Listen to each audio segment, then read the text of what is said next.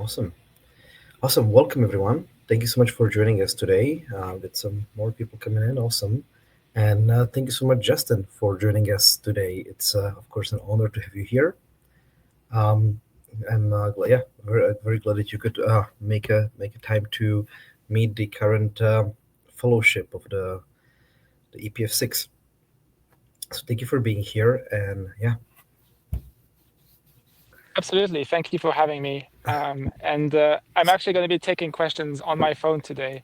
Um, I'm in it's the all right. countryside, so I've gone into the low data mode for Jitsi, but hopefully I'll still be able to answer questions with the mic. That's all right. We hear you perfectly, and it's a lovely nature out there. It's really nice. Awesome. So yeah, thank you for taking the time. And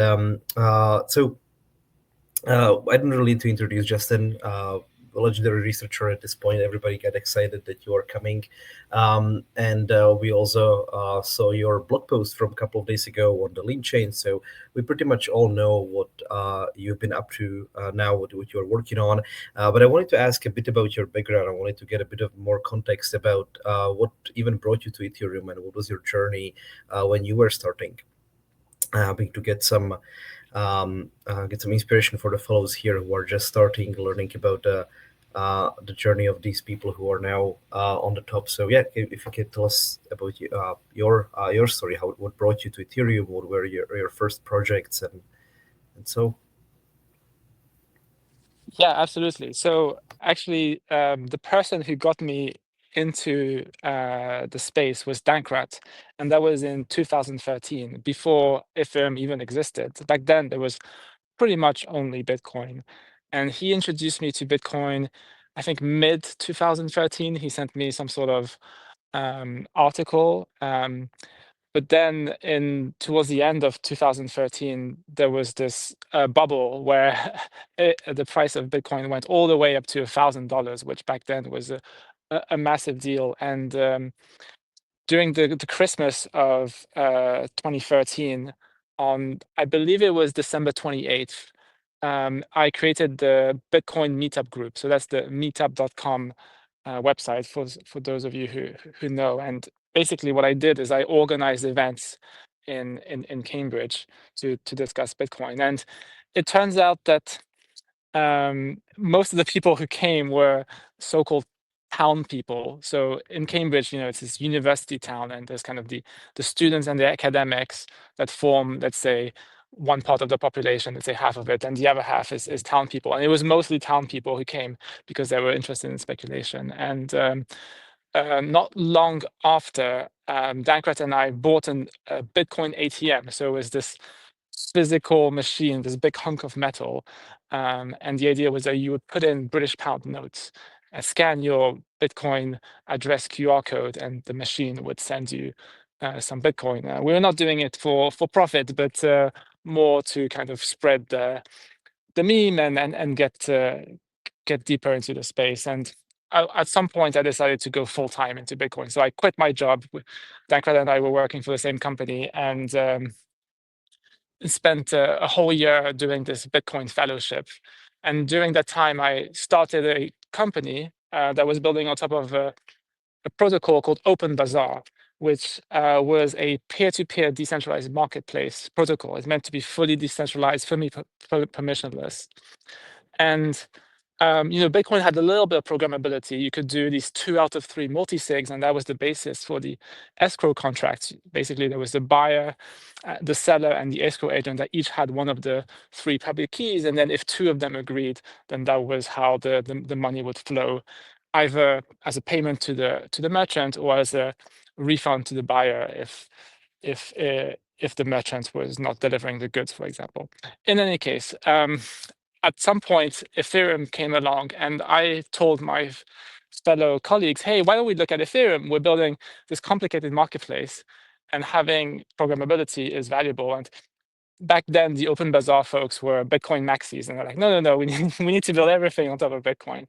And I was a little frustrated by that attitude, I guess. And so when my company ran out of money because Open Bazaar went nowhere, um, decided to spend a lot of time learning about Ethereum, and I watched this video by Vitalik where he was talking about the data availability problem. And so I decided just to carve out some time in my schedule.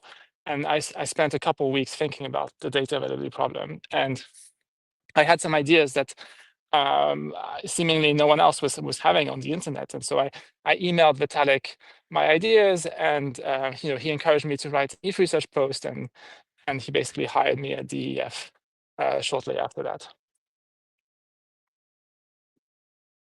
Awesome. Thank you so much, Justin. It's really great to learn that. I mean, you're coming from the OG times, from the Bitcoin times, and I've been when I was getting into Bitcoin crypto like 2015, 16. I remember Open Bazaar being this big thing. Amir Taki shilling it like the next generation of free marketplaces, and yeah, it's very very interesting that at the time you've been focused on this and get from the customer to more of a research role. So I'm wondering what before being chain, or like what other research you have done.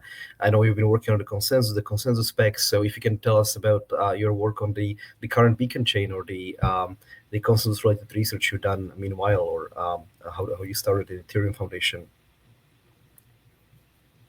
Yeah, so I change research topic quite often, every 6 to 12 months or so. One of the very first things that I was working on was sharding. Um, and then I went down this path of accumulators, which are these like cryptographic objects that have certain properties. And the the the the reason why I went down this rabbit hole is kind of I wanted to cheat the fundamental data availability constraints that we had. But it was interesting because I got to learn a lot of cryptography, and I ended up exploring BLS signatures. That was one of the, I guess, great success from my research. That's part of the beacon chain. I also spent a lot of time on VDFs. That was less of a success in the sense that the research didn't make it into the beacon chain. But yeah, at one point, there was this crunch, right, to move away from proof of work to proof of stake, and all of the researchers, or at least most of us, were contributing towards the spec writing and the design. And actually the term beacon chain comes from one of my ETH research posts, because there was this notion of a randomness beacon. This is kind of a part of the cryptographic literature. I was kind of obsessed with randomness, and like one of the ideas that I had was, why don't we have a chain that is kind of the backbone of Ethereum that does one thing only, which is randomness, right? And then once you have that, you can build you can build everything on top of it. And ultimately, like this like very minimalist chain didn't come to fruition, but we stuck with the name, beacon chain, and we made it a little fatter. And so instead of just randomness, it provides all sort of services, right? It does slashing, deposits, withdrawals, all of the things that you need for proof of stake. And in the early days, there were very few people at the Ethereum Foundation. Like I kind of make this comment that when I came in 2017 at the Ethereum Foundation, I was expecting a very large and sophisticated team of researchers and devs kind of maintaining this deca-billion project. And it was a ragtag team of like 5 researchers.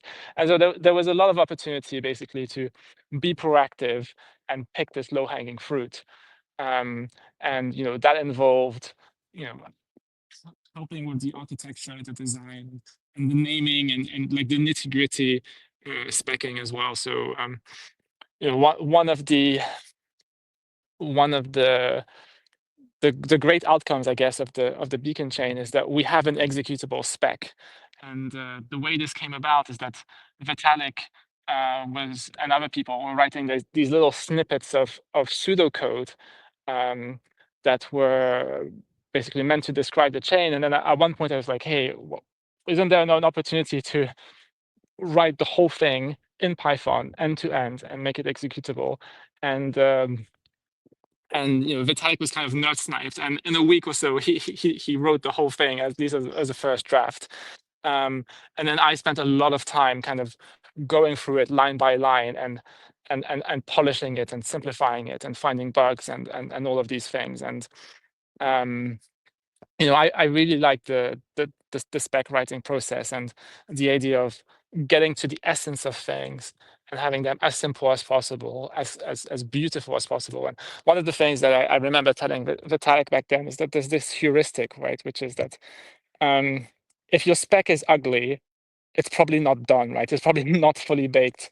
There's like opportunities to improve it. And I think this intuition still holds, right? Where until you've got something that you're really pleased with aesthetically, like your taste, your intuition says, yes, this is good, then there's still juice to squeeze. And with the migration away from proof of work, we had time pressure for several reasons. One is that we were issuing a lot of ETH.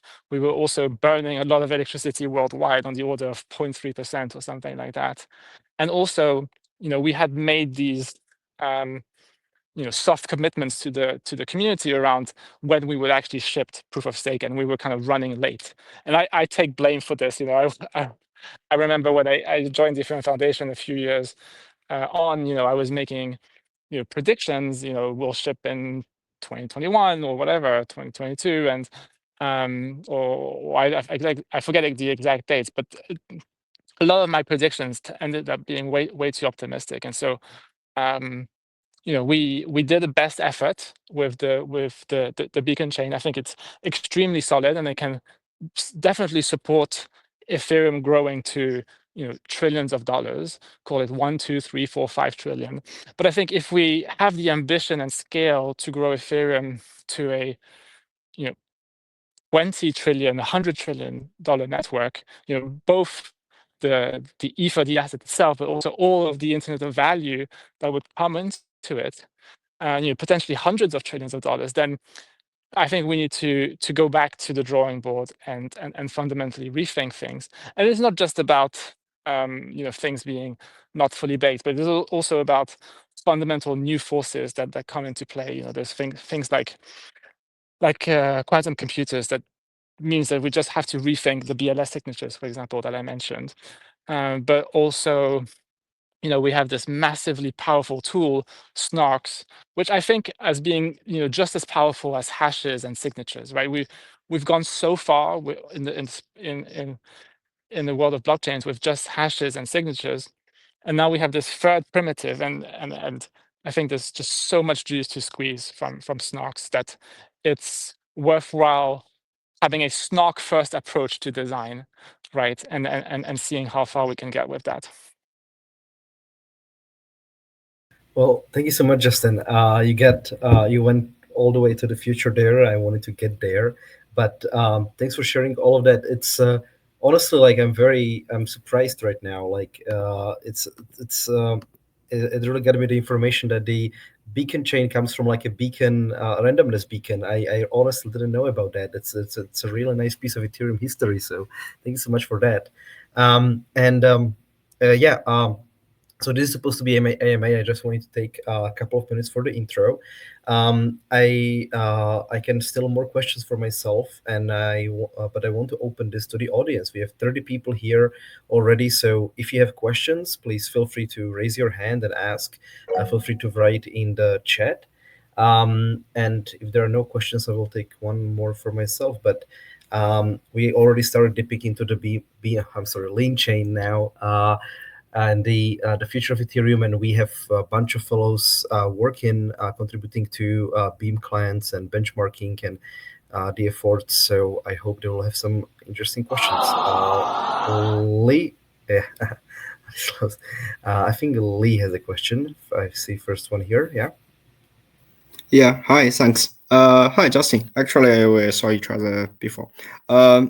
I'm also working on data availability sampling, and I'm wondering from your point of view, what's the biggest challenge or the issue of the PRDAS or the 4DAS now? Because I mean, we already have the foundation paper and also other like Zoda, Frida, all these designs. But it looks like from the network side, it's still some like challenges. And also like yesterday or day before at SBC, there also like the work from Dumbanel about the repairability. And it looks like still a lot of things need to be done, but I'm wondering from your side, what do you think would be the major challenge there? Right, great question. So one of the disclaimers I want to put forward is that I'm not an expert in data-related sampling. You know, I try to be as broad as I can, and I've touched many different topics in my research, including base rollups, native rollups, everything that has to do with the consensus layer, excluding the data-related sampling. And now I'm kind of also moving towards the execution layer with false narkification. And I'm also very much interested in MEV, but just from a sanity standpoint, I've decided to scope out of my research remit the data availability sampling. Having said that, even though I'm not interested in the kind of short and medium term of PRDAS, I do think that there is an opportunity to rethink data-based sampling, over a longer term time frame, let's say 5 years. And there's kind of several reasons for that. One is that KZG right now is not quantum secure. So just like we have to change BLS, we also have to change KZG. So that's a good forcing function to change things. But it's also an opportunity, right? Because we're, in some sense, it is the cryptographic foundation of blobs. And so if we change that, we have an opportunity to rethink everything. Now, one of the things that has been a pain point for L2 developers is like rollups that are consuming the blobs, is that the blobs have a fixed size, right? 128 kilobytes. And what that means is that you have to worry about blob packing and like efficient blob usage. So if you have, for example, only 50 kilobytes of data, then you're going to wait a little bit in order to have a full blob, and that introduces latency. And if you the best approach, I guess, that we have with the current blocks is this idea called blob sharing, where you have multiple L2s that share the data settlement so that they can make best use of blobs. So that introduces its own can of worms and complications. And so, in my opinion, the best approach is to go back to something like cold data, where if you want to consume 10 bytes of cold data, you can do so. If you want to consume 42,000 bytes of cold data, you can also do that. So it's basically flexible sizing. And I think there's an opportunity in Blobs 2.0 to offer that as for the devs. Now, the other thing is that Vitalik, for a very long time now, for many years, has been wanting to extend data availability sampling beyond the blobs. So he wants to do data sampling on everything. So that includes the L1 block data, the L1 headers, and even the beacon chain. Let's do data sampling on that, right? Because like right now, like if you want to check the availability of the beacon chain, you actually have to download the blocks. But wouldn't it be nice if we could do database sampling on the beacon chain itself?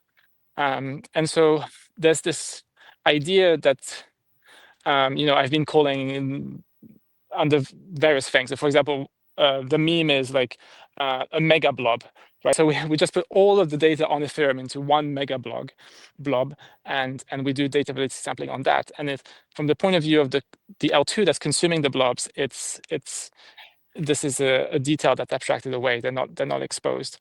Another thing about blobs is that right now the format, the native format for posting data is the KZG native prime fields, which are not aligned with the byte bits and bytes, right? It's this weird prime that you have to deal with. And also, not only that, but if you're dealing with stocks, for example, you have to, or some other commitment scheme, in the case of ZK rollups, you need to prove the equivalence between the format you have in the blobs and the format that you use for your proof system, and that increases and introduces even more complications. So I'm hoping that we can just have a binary format which is flexible in size, and that's going to be so much more efficient. Now, one of the things that you mentioned is FRIDA or FRIDA, and this is kind of very interesting idea, right? Where you can potentially combine efficiencies of snarkifying the L1 with data relay sampling. And that's something that I guess we would consider in the context of an enshrined ZKVM for the L1. But right now, it's too early to think about enshrined ZKVMs. The short-term stepping stone towards forced notification of the L1 is to rely on client ZKVM diversity, just like we have diversity at the CL and the EL. And that's how we would deal with security. In order to get an enshrined ZKVM, we need to have full end-to-end verification. And if we're going to pick one, it needs to be really, really good. And FRIDA is definitely a very interesting research idea. Yeah, I agree. I also think like especially for your first first question about post quantum, FRIDA looks pretty promising, and also for for the native field thing, like KZG's field thing, FRIDA are based on hash, so it gives a lot of opportunities to optimize that part. Although we can use other commitment schemes, but definitely hash is something like simple enough, especially for the implementation part. I'm actually visiting Mark and Matthias recently, so yeah, we also discussed a lot of that. Yeah, thanks a lot. Sure. I mean, one small note is that, in my opinion, Fry has reached its peak and is going to be declining from this point onwards. And the reason is that as a IOPP, as a proximity test or as a polynomial commitment scheme, it's now outdated. So there's better versions of PCSs, for example, that have just better properties all around. They have smaller proof sizes. They have fast approvers, and if you want to do recursion, they're much more friendly to recursion as well. So that is something that the Ethereum Foundation is actually investing quite a bit of resources in, because we, in the context of post-quantum signatures, we have this cryptographic ZKVM to do the recursion, and here we're definitely leveraging WER. And I think once the big libraries like Plonky3 and whatnot support WER, then we will see a gradual transition away from Pry. Yeah, I also like WER. I also like WER a lot. But I mean, it's very new research, so I'm wondering, like, I mean, it takes time to really verify the sunlight security and everything there. So, but yeah, I know. I think Fence did a really nice job, so I'm also looking forward to that. Yeah, thanks a lot. Absolutely. Thank you so much, guys. Yeah, interesting conversation. And we have another question from Utsav. Hi, this is Tim and Mario. So I had a question specific to BLS signatures, since they would be entirely removed from being consensus and we'll be using post-quantum signatures. So has any thought been put into how exactly the random mechanism would change, since we'll still be using signature aggregation? So would the internal logic of randomness still remain the same? Yeah. Okay, great question. So you are right that today we use BLS signatures for randomness, but we actually don't use the aggregation part. So there's another network called the Internet Computer, also known as Dfinity, that was indeed using basically threshold BLS signatures in order to do randomness. We don't do that at all. We're just using BLS as a PRF, pseudo random function, and it turns out that there's other such things, including just the hash function, right? So right now what we're doing is that we take the I believe it's the epoch number, and then we sign it with BLS, and that's going to be, and then we hash the output of that. But we can just remove the signing part and just do hashing, and it will work just the same. You can think of what we're doing right now as essentially being commit reveal. So you've committed to all of these random strings at every epoch with your BLS pub key, and then you reveal your randomness by sharing the signature. And there's like some reasons why we did that, like some technical reasons, but it turns out that it's optional, and we can just have a normal post quantum signature. Sorry, we can just have like something else, like a hash chain or even like a normal signature scheme, or what we can also have is basically something where every time that you reveal a pre-image, you also submit the commitment to the next pre-image. So you submit an image. So long story short is that it's not a problem. We can totally do it even in a post-quantum world, and it doesn't have to use fancy technology. You can just use commitments and hashes.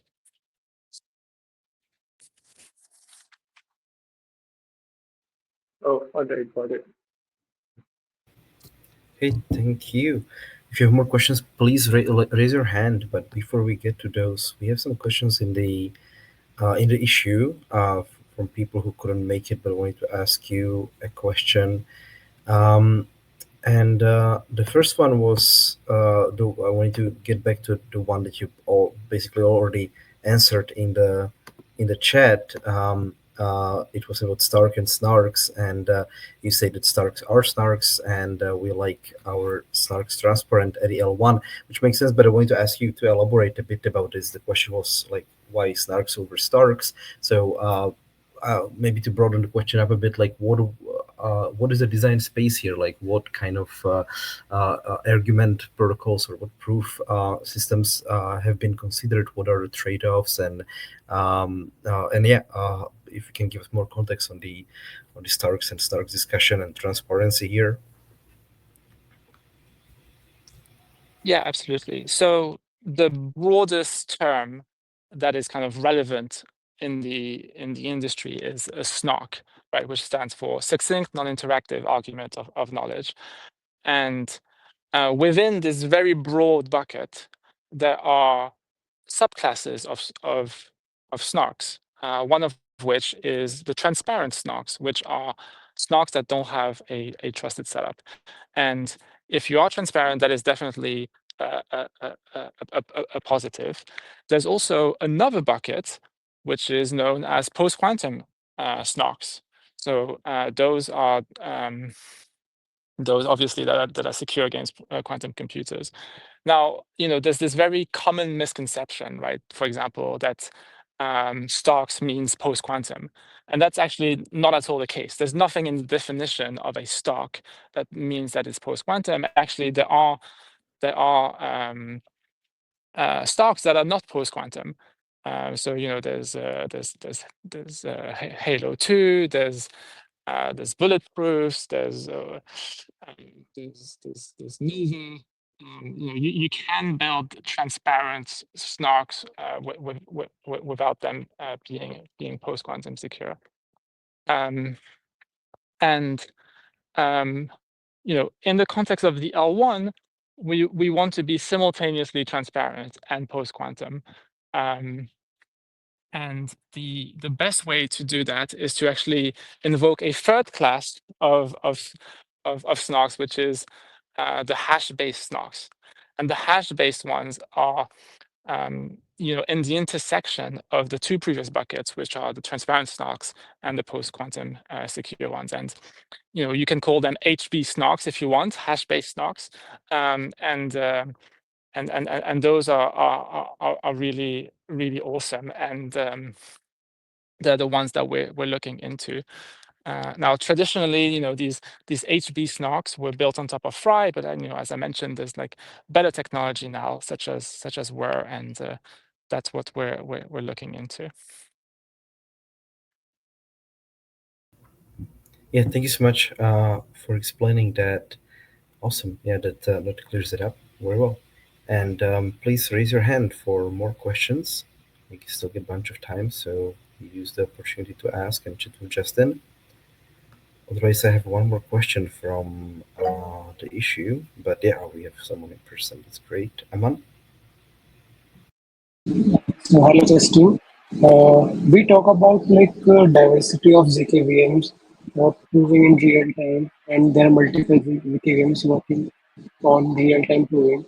But the ZKVMs, most of the ZKVMs rely on Reed-Solomon calls and protocols like FI. If not most, I think ZK stacks rely on this. And so, is there any efforts on moving away to proven bounds?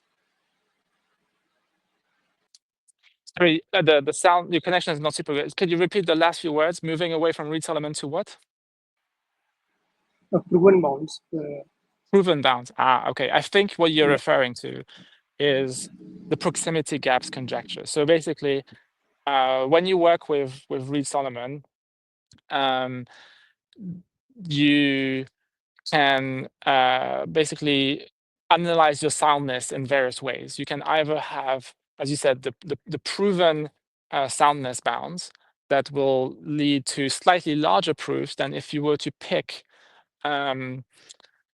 basically your soundness parameters based on the worst case attacks that are known. So in some parts of cryptography, for example, with hash functions and with things like pairings, the way that we determine the bits of security is by basically looking at the best known attack and then defending against that. But in the context of hash-based SNARKs, which have these information theoretic foundations, not cryptographic, but actually information theoretic, which is much stronger, you can have provable results, and so that is a lower bound, not an upper bound on the number of bits of security. And the great thing about these provable results is that they will stand the test of time. Like they will stand for the rest of the lifetime of the universe, and so it's very robust foundations. But the downside is that they lead to bigger proofs. So the gap between the provable results and like the most aggressive assumptions is about 2x, and so you see your proof sizes are about twice as long if you rely on provable stuff. Now, the great thing is that over time, over the last 5 years or so, we've made quite a bit of progress proving the different conjectures. So it turns out there's a whole zoo of conjectures. So there's like you can think of it as a 2x2, so a two-dimensional grid where on the one hand you have the flavor of the conjecture, which is, for example, there's correlated agreement. There's something stronger called mutually correlated agreement, and then there's something known as the Johnson bound, and the unique decoding radius, and up to capacity. In any case, all of this is just technical detail, but there's multiple open conjectures that have been proven over time, and actually in the last few days one of the conjectures was proven, and now we're basically down to essentially like one open conjecture that still needs to be proven, and that's kind of the final boss, and it's quite a hard one. Now, in the context of the L1, ideally, we wouldn't make use of this conjecture. We'd just rely solely on the provable soundness. But I think for the ZK VMs that are not being enshrined, it's actually perfectly fine to assume the conjecture. And why is that? Well, one of the reasons is that if you're aiming for 128 bits of security with the conjecture, and the conjecture turns out to be false, then you're going to degrade your security, but you're still going to have something very high. Let's say, for example, 100 bits. So you degrade from 128 bits to 100 bits. But in practice, 100 bits is way more than enough, especially in the context of snarkifying the L1. And the reason is that the way that the attesters would operate is that for every single slot, they would download the proofs and verify them at that moment in time. And so what an attacker would need to do in order to break the system is, within the span of 12 seconds, generate a bad proof. But there's no way that, 12 seconds is a very short amount of time. And so if you look at all of the energy that is produced, all the power that's produced in the world, it's something like 5 terawatts. Like 5 terawatts, 5,000 gigawatts is not enough to break a proof in 12 seconds with 100 bits of provable security. So I'm not at all worried as the long the TLDR. I'm much more worried about much more mundane bugs, right? Where you have some sort of under constrained circuit, for example, or you're not doing the Fiat Shamir properly. There's been quite a few of these bugs in production. And here, there's various things that we can do, follow best practices, there's audits, but also more and more we're starting to enter the realm of formal verification. And it turns out that there's something that gives you 80% of the benefits of formal verification for only 20% of the costs. And that's basically a solution that was pioneered by a company called Veridice. And what Veridice is doing is that they're specifically tackling under-constrained circuits. So you give them a circuit, and they'll break it down into small modules, and then for each module they'll prove it's not under-constrained, and then they'll patch everything together, all the pieces of the puzzle, and prove that the whole circuit is also not under-constrained. And there was this study that was done. They looked at 100 different snark bugs, and something like 97 or something out of these 100 were under-constrained bugs. And what we're seeing is that Veridice is being hired by all of the top ZK VMs. So for example, RISC-0 and SP1 and possibly OpenVM and others. And what we're seeing is that every week or so, like there was just an announcement 2 days ago, where there's a disclosure saying, hey, this tool from Veridice found an under-constrained bug, and we're reporting it. Everyone, please update your systems. And so I think once we reach that point where the Veridice tool has been used over the whole code base, the full circuits, I'll be able to sleep well at night, and even if these ZK VMs are used to snarkify the L1 mainnet.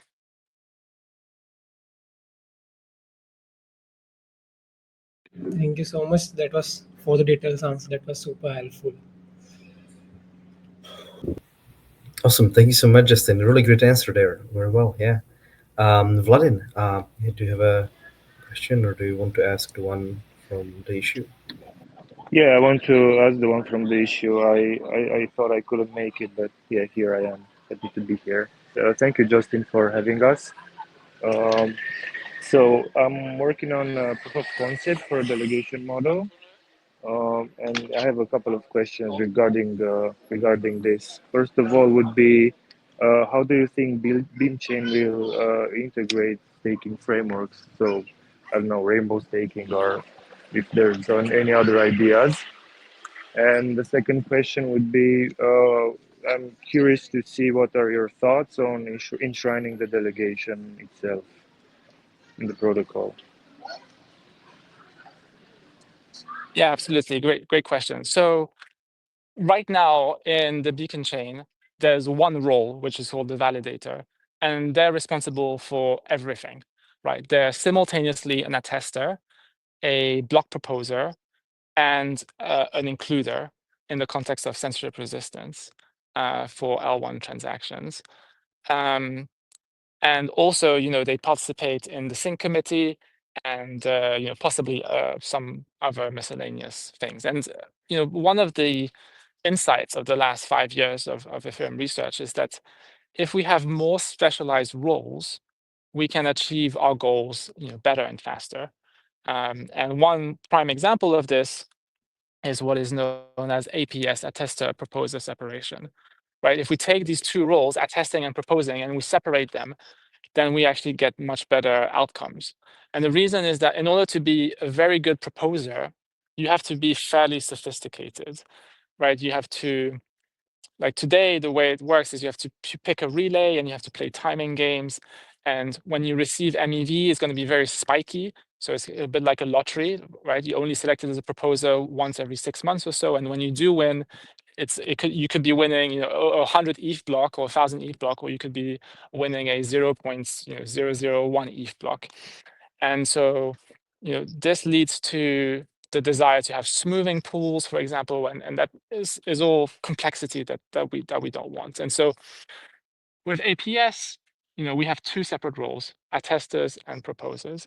And the attesters can be maximally unsophisticated. They could be running on a Raspberry Pi Pico, which is a $8 piece of hardware, and that would be sufficient to do the job.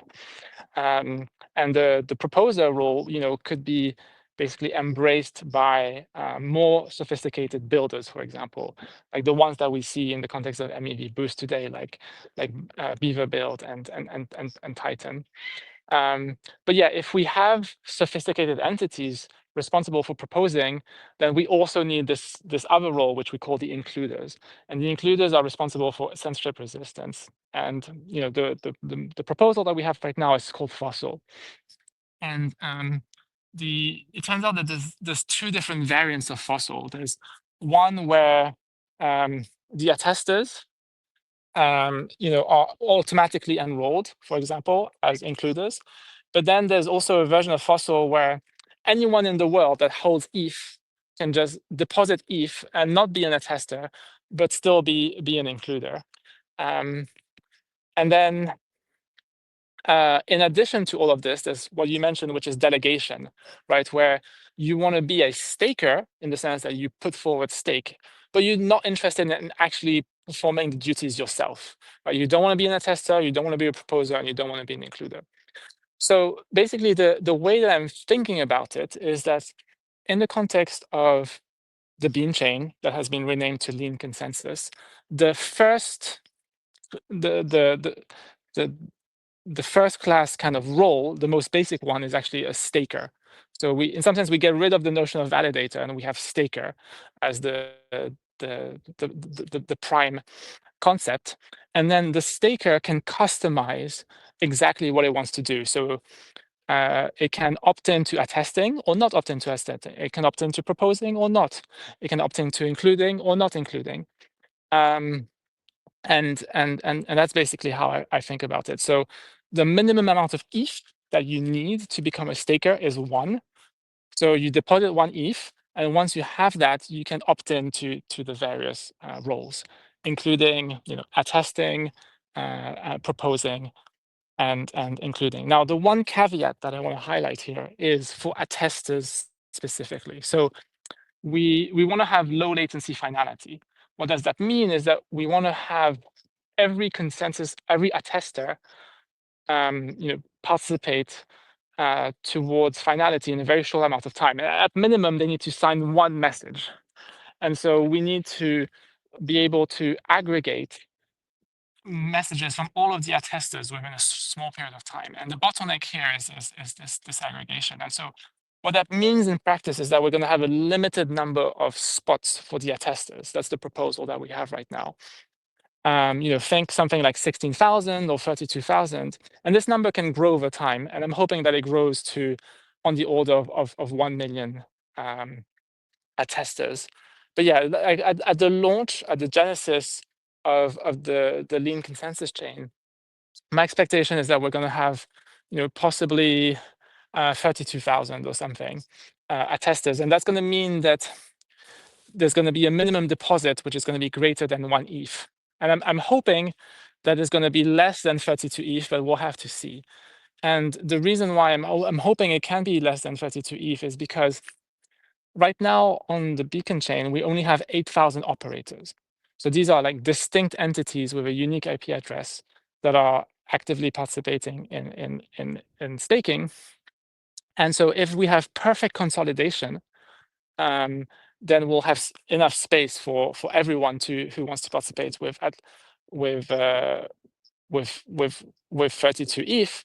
But actually, the minimum deposit will be probably quite a bit lower if we do have this best case consolidation, and it might be the case that everyone can participate, right, with 1 ETH, and the reason being that we might only have demand for 32,000 staking operators out there. But the big unknown basically is how much consolidation we're going to see. So we could imagine some sort of some large staker, for example, Coinbase, just to pick on them because they're very large. They could decide to not consolidate, and they would basically consume all of the or many of the slots, and that would increase the minimum deposit in order to become an attester. But the good news is that my personal conviction is that almost every staker today is highly aligned with the health of the network, including Coinbase, and so they would have very strong consolidation, leaving lots of slots for attesters. But my long-term plan, in when we assume that there's these adversarial entities that don't consolidate, would be to basically just increase the number of slots for attesters. And so the way that we would achieve that is with the doubling of bandwidth. So the number one constraint with aggregating post-quantum signatures is bandwidth. And the reason is that these signatures are actually quite big. They're on the order of a few kilobytes, specifically 3 kilobytes is the post-quantum signatures that we're looking at right now. And so every time bandwidth doubles, we can grow the number of attesters. And actually, we can grow it by a factor of 4. And the reason why we have this quadratic scaling is because we have this two-level aggregation where we split all of the attesters into subnets, each of size roughly square root of the total number of attesters. And then we aggregate within the subnet, and then we pass the aggregated signatures to an intermediate aggregation subnet that will aggregate the aggregates, if you will, and then you end up with one final super aggregate. And because of these two levels of aggregation, you have this quadratic effect. And so if we start, for example, with 16,000 signatures, in order to get to 1 million, it's only like 3 doublings, and so it's something that's totally plausible on the time frame of 6 years roughly, because Nielsen's law says that roughly speaking, every 2 years bandwidth capacity doubles, and so over 6 years you'd get the 3 doublings that you need, and because of the quadratic effect, we can get to 1 million attesters. Yeah, this sounds really interesting. Just one clarification for me on these attesters. You said they can assume different roles. They can assume one or many roles, right? So an attester The can do many stakers, yeah. things. Yeah, the takers, yeah. They could potentially do many roles at the same time, or do they Yeah. have to? Mhm. Okay. Yeah, And then exactly. this So they there would would be also some sort of function in a light client future, right? Just yeah, exactly. So you can imagine some sort of when you register, there's some sort of a bit string where you turn on and off the attester knob, you turn on and off the includer knob, and same thing for all of the other knobs. And there might be like 4 of them, for example. And some of the roles are not going to be light client friendly. So maybe the best example here is proposing, right? Proposing is meant to be like a sophisticated thing where you want to be running a full node that has all of the states so that you can build the best blocks possible. But if you're just in a tester, that is like the maximally simple thing. Actually, the maximally simple thing is just delegating without even a testing. But the next level after that is a testing. And then the next level after that is including. So it turns out that in order to build inclusion lists, you only need a very, very small subset of the Ethereum state. What you need is all of the pub keys, the nonces, and the ETH balances, but you don't need all of the rest of the state. And so, there was some, it's called like partial statelessness. And there was some research on how big the amount of state you need, and it's on the order of 10 gigabytes, which is quite a bit smaller than the hundreds of gigabytes that you'd need otherwise. But the good news is that there's actually even more clever ways to make it even more like client friendly, where you don't even have to store that data. But yeah, it's just we'll see how the statelessness space evolves. My hope is that we're going to see a golden age of statelessness, because with snarkification of the chains, we'll be able to have stateless clients in browsers and wallets and in phones, something that we don't really have today, right? If you're using MetaMask, you're intermediated by Infura and Consensus and MetaMask itself, and that they're giving you data that you're basically blindly trusting them. And I'm hoping that we're going to see much more tooling and infrastructure around statelessness, so that even the includers can be extremely client friendly. Yeah, I agree. Stateless is definitely the way to go, even though it's not an easy solution to come to. Yeah, thank you for your answers. So the nice thing about the partial statelessness is that it is a very easy solution.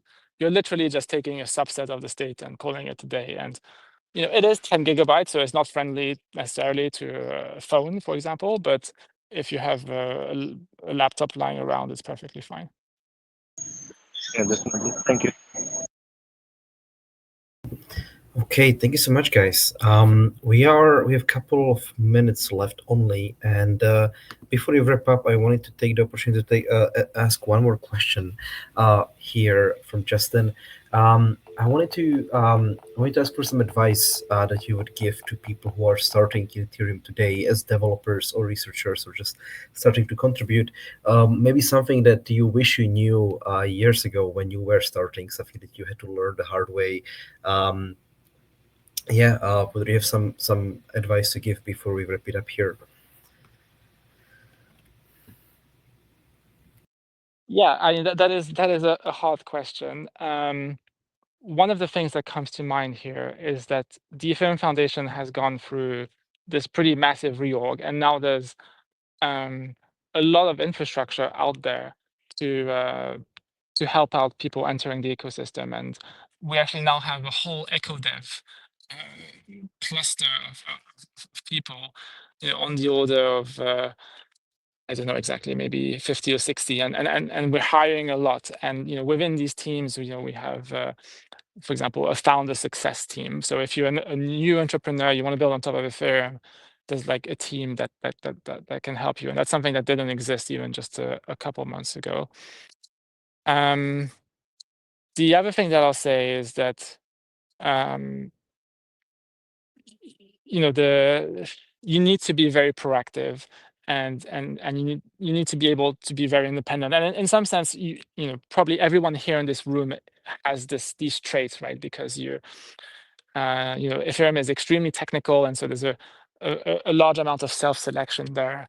And it also really helps if you believe in the mission, right, in the ideology and the philosophy of Ethereum. You're not here to make a quick buck. The other thing that I'll say is just reach out.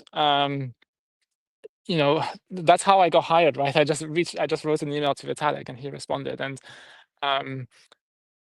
I definitely encourage that a lot. And one of the things that's not very well known is that I'm probably the number one hirer at the Ethereum Foundation. So I must have hired something like 25 people within the technical part of the Ethereum Foundation, which is the protocol cluster. And usually the way I do it is basically I encourage people to reach out. So for Ethereum 2.0, I had this email address eth2@ethereum.org, and when I was hiring for security people, security@ethereum.org, and I'll drop these email addresses in tweets or at the end of a podcast or something, and I like doing that, especially towards the end of. So if I have a very long, for example, Bankless episode that lasts 2 hours, I'll drop that at the very end, and so the people who reach out are those who went through 2 hours of podcast, and that's already quite a good signal. And I mean, another thing that I'll say is that Ethereum Foundation is hiring, and now we actually have a website with like a bunch of open positions. And yeah, I would encourage you to just do things. Like grab or find what you're passionate about and just start chipping at it, and find the open source repos that you enjoy, and fix some issues, submit some pull requests, and it doesn't take much to figure out if there's good chemistry with the rest of the team. A couple PRs in, and there should be good intuition, and that's, for example, how a lot of the Geth team was hired. It's just external contributors that submitted very high quality PRs, and that's how they got noticed, and that's certainly how I've hired like many people at the Ethereum Foundation as well. For example, Mike Nuder, he made some contributions to the ultrasound relay that I was working on, and I was very impressed, and eventually he joined the Ethereum Foundation. Same thing with Proto Lambda, for example. I had this bounty, 10 ETH bounty, which today is a large amount of money, but back then it was a little bit less. It was a 10 ETH bounty to write the whole beacon chain spec in less than 1,000 lines of Go code, and he whipped it out in 3 days or something. And I was just so impressed that he joined the Ethereum Foundation. Just do things, build your reputation, be in it for the right reasons, and things will just naturally happen. And in our space, the number one bottleneck is talent, and so you'll have people clamoring for your skills if you can build a good reputation. And we're potentially at the very beginning of a massive bull run, and usually what happens is that during these manic bull runs, there's just a huge amount of interest and inflow of entrepreneurs and investors and all of these things, and this is a prime position to be a developer or researcher, whatever it is. People will want your talents. Awesome. Thank you so much, Justin. That's very inspiring, very motivational way to wrap it up here. Thank you so much, Justin. That was awesome. Yeah, you can just do things. That's very nicely said. Like Piper, who started this program, always said like the door is wide open. You can just come and contribute. So that's what we're trying to do here. I really appreciate that, and also like the foundation being more open now. Like that's very great. Awesome. Yeah, we are a couple of minutes after the hour, so we are going to finish the call here. But thanks again, everyone, for joining. And Justin, it was great. I felt it flew by so fast. Like we had a couple of questions, and you just you speak very broadly. But yeah, I believe we learned a lot. We get inspired for sure. Yeah. How do you feel, everyone? Yeah. Absolutely. Thanks for having me, guys, and have a great day. Thanks again, Justin. Thanks for your time. Awesome. Chat to you later. Bye. Yeah. Enjoy the nature. Bye-bye.